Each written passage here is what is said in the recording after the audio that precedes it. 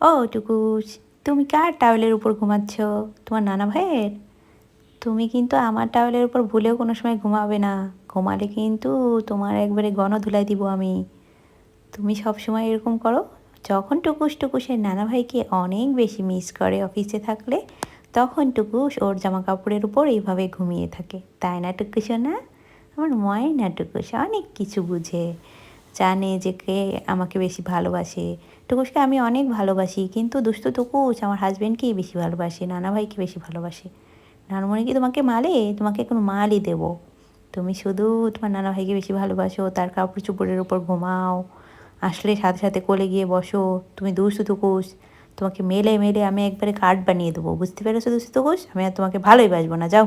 আমি সারাদিন টুকুসকে দেখাশোনা করি আর টুকুস তার নানাকে ভালোবাসে।